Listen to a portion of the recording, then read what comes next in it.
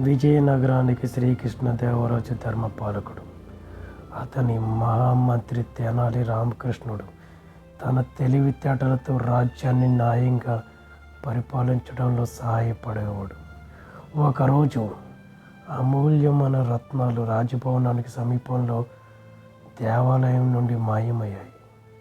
దొంగతనానికి దొంగ అలీబాబా బాధ్యుడని అందరికీ అర్థమైంది. కానీ అతడిని పట్టుకోవడం ఎవరికీ సాధ్యం కాలేదు.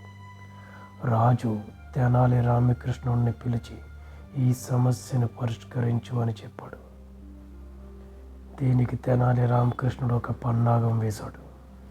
తెనాలి రాజమార్గంలో పచ్చదనం, చెట్లు, వాటి మధ్య వెండి పళ్ళెం మీద బంగారంతో నిండిన దివ్య భోజనం ఏర్పాటు చేయించాడు.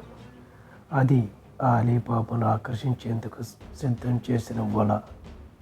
ఒక రాత్రి అలీబాబా భోజనం తినడానికి వచ్చినప్పుడు తెనాలి ముందుగానే గమనించి భోజనం వద్ద ఉన్న చెట్టులో ముసుగు వేసి తాగాడు.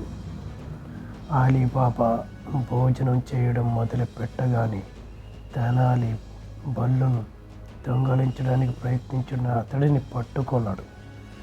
రాజు ముందు అలీబాబాని హాజరుపరిచారు.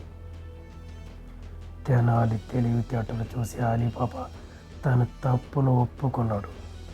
రాజు అతడికి ఒక అవకాశం ఇచ్చి రత్నాలను తిరిగి సమర్పించి అతని నైపుణ్యాలను రాజ్యానికి ఉపయోగించమని ఆదేశించాడు.